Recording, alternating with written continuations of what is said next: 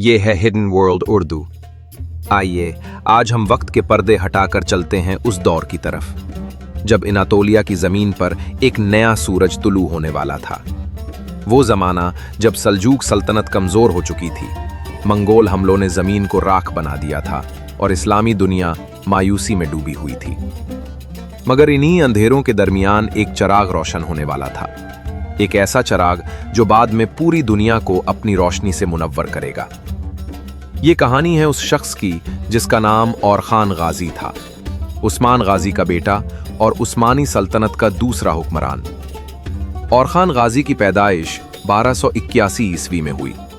उस वक्त अनातोलिया मुख्तलिफ तर्क कबाइल में बिटा हुआ था, जिनमें सबसे नुमायां काई कबीला था, वही कबीला जिससे उनके वालिद उस्मान गाजी ताल्लुक रखते थे। काई कबीला अपनी बहादुरी, दयानत और इस्लामी गैरत के लिए मशहूर था और इन्हीं खुसूसियात ने बाद में सल्तनत उस्मानिया की बुनियादों में रूह फूंक दी। औरखान की विलादत एक ऐसे घर में हुई जहां तलवार और ईमान दोनों का सबक दिया जाता था। उनकी वालदा मलहून खातून एक निहायत समझदार और बावकार खातून थीं, जिन्होंने अपने बेटे को न सिर्फ मजहब की तालीम दी बल्कि उसे शुजात, सब्र और अदल का दर्स भी दिया। बचपन से ही औरखान का रुझान इल्म और जंग दोनों की तरफ था। वो उलमा की सोहबत में बैठना पसंद करते, कुरान और हदीस सुनते और फिर जवानों के साथ मैदान में नेज़ाबाजी और तीरंदाजी की मशक किया करते। कहा जाता है कि बचपन में जब वो खेलते तो अक्सर अपनी छोटी लकड़ी की तलवार निकाल कर कहते, एक दिन मैं काफिरों के किले फतह करूंगा। उनके वालिद उस्मान गाजी अक्सर अपने बेटे को देखकर मुस्कुराते और कहते, यही मेरा वारिस होगा जो ईमान को तलवार के साथ जोड़ेगा। वक्त गुजरता गया और खान की तालीम और तरबियत न सिर्फ दीनी और अखलाकी थी बल्कि अस्करी भी। उस दौर में जवानों को घर सवारी, नेज़ाबाजी, तीरंदाजी और जंगी नज़्म ज़ब्त सिखाया जाता था और खान इन तमाम फ़नून में नुमायां थे। इनके उस्तादों में सिर्फ सिपाही नहीं बल्कि सूफ़ी बुजुर्ग भी शामिल थे, जिन्होंने उनके दिल में तक़वा, आजजी और खिदमत खल्क़ का जज्बा पैदा किया। जब 1299 में उस्मान गाजी ने बाकायदा तौर पर सल्तनत उस्मानिया की बुनियाद रखी, तब औरखान अभी नौजवान ही थे। मगर उनके किरदार में एक खास ठहराव था। वो अपने बाप की हर मुहिम में शरीक होते, दुश्मनों के किलों पर हमले करते और जंगी मंसूबों में उस्मान गाजी की मदद करते। कहा जाता है कि काराजा हिसार की फतह में औरखान ने पहला बड़ा कारनामा अंजाम दिया, जब उन्होंने दुश्मन की फौज का मरकज तोड़कर उस्मानी लश्कर के लिए फतह का रास्ता हमवार किया। ये वो जमाना था जब हर तरफ गैर यकीनी थी, मगर औरखान के दिल में यकीन की रोशनी थी। वो सिर्फ जंगजू नहीं थे, उनके चेहरे पर संजीदगी, बातों में वकार और अमल में इस्तिकलाल था। लोग कहा करते थे, उस्मान की तलवार तेज है मगर उसका बेटा औरखान उस तलवार का रूहानी वारिस है। नौजवानी के इन्हीं सालों में उन्होंने अपनी कौम के दुख सिख, जंग की मुश्किलात और रियासत की तामीर के ख्वाब को करीब से देखा। यही तजर्बे उन्हें एक आम सिपाही से एक गैर मामूली रहनुमा बनाने लगे। वक्त गुजरता गया और अनातोलिया की फजाओं में तब्दीली की हवाएं चलने लगीं। काई कबीला, जो कभी सल्जूक सल्तनत के ज़ेरे असर था, अब अपनी बका के लिए खुद जद्दोजहद कर रहा था। मंगोल हमलों ने खित्ते की जमीन हिला कर रख दी थी। कई तुर्क कबाइल मगरिब की तरफ हिजरत कर चुके थे और हर कबीला अपनी अलहदा बस्ती और क़यादत के साथ नई सरजमीनों की तलाश में था। उन्हीं दिनों में उस्मानी कबीला, जो अब अपने बानी उस्मान गाजी की क़यादत में एक छोटी मगर मजबूत रियासत बन चुका था, दुश्मनों से चारों तरफ से घिरा हुआ था।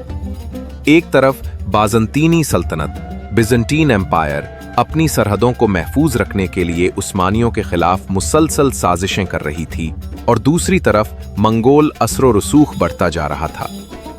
इस नाजुक दौर में कबीले को ऐसे नौजवानों की जरूरत थी जो न सिर्फ बहादुर हों बल्कि दानिशमंद भी हों, और इस जरूरत का जवाब वक्त ने खुद दिया, औरखान गाजी। नौजवान औरखान अपने बाप के पहलू में रहते हुए एक खामोश मगर पुख्ता मिजाज कायद के तौर पर सामने आए। वो जंग के शोर में भी सुकून से सोचने की सलाहियत रखते थे। उस्मान गाजी जब किसी नई मुहिम की मंसूबाबंदी करते तो अक्सर औरखान से मशवरा लेते। उनकी सोच में एक गैर मामूली ठहराव था।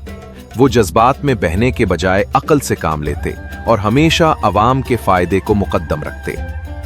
कहा जाता है कि काराजा हिसार के बाद यनी शहर और बरूसा की मुहिम्मात में भी और खान ने अपने बाप के साथ शानदार किरदार अदा किया।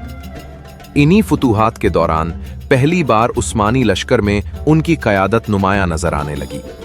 वो हमेशा सबसे आगे बढ़कर लड़ते, मगर जंग के बाद जख्मी सिपाहियों के पास जाकर उनका हाल पूछना कभी ना भूलते। एक बार एक सिपाही ने कहा, मेरे सरदार, आप हमारे साथ क्यों नहीं आराम करते?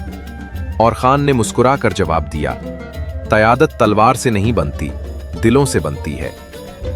ये वो जुमला था जो बाद में उस्मानी तारीख की बुनियाद बन गया। वक्त के साथ और खान के फैसले कबीले में एहतराम का निशान बनने लगे। वो दुश्मन के कमजोर पहलू को पहचानने में माहिर थे। जब बाकी सरदार जल्दबाजी में हमला करते और खान सब्र से मैदान का जायजा लेते और फिर वो कदम उठाते जो जंग का रुख बदल देता। उनकी ये सलाहियतें उन्हें आम सिपाही से अलग करती गईं। इसी दौरान इनातुलिया के कई दूसरे तुर्क कबाइल ने भी काई कबीले की ताकत और इत्तेहाद को महसूस करना शुरू कर दिया। कुछ कबाइल ने दोस्ती का हाथ बढ़ाया, कुछ ने मुखालफत की, मगर सब जानते थे कि उस्मान के बाद जो भी आएगा वो महज एक सिपाही नहीं बल्कि एक रहनुमा होगा। और खान की जवानी का ये जमाना महज जंगों का नहीं बल्कि तरबियत का दौर था। उन्होंने अपने वालिद की क़यादत में सिर्फ तलवार नहीं चलाना सीखी बल्कि इंसाफ, नज़्म और मुशावरत का हुनर भी हासिल किया। वो जानते थे कि एक रियासत सिर्फ फुतूहात से नहीं बल्कि इंसाफ से मजबूत होती है। उनके साथ लड़ने वाले सिपाही कहते थे कि जब हम मैदान में उतरते हैं तो और खान का इत्मीनान हमें हौसला देता है। साल 1320 के करीब हालात तेजी से बदलने लगे। उस्मान गाजी की उम्र ढल चुकी थी और उनकी तबीयत अक्सर नासाज रहने लगी। कबीले में ये बात आम होने लगी कि अब क़यादत का बोझ जल्द ही किसी नए कंधे पर आने वाला है। हर आंख एक ही तरफ देखती और वो था और खान। लेकिन और खान ने कभी खुद को सरदार कहलवाने की कोशिश नहीं की। वो हमेशा कहते, जब तक मेरे बाप की सांसें हैं मैं सिपाही हूं, सरदार नहीं। मगर तारीख के पर्दों में वो लम्हा करीब आ रहा था जब किस्मत उन्हें उसी तख्त तक ले जाएगी जिसके लिए वो बरसों से तैयारी कर रहे थे। काई कबीले के खैमों में सर्द रातों की आग के गिर्द बैठे सिपाही सरगोशी करते, अब वक्त करीब है, उस्मान गाजी का बेटा अब हमारी तकदीर बदलेगा। और इसी खामोशी के बीच एक नया अहद अपने ज़ुहूर की तैयारी कर रहा था। वो अहद जिसे आने वाली दुनिया सल्तनत उस्मानिया के नाम से याद करेगी।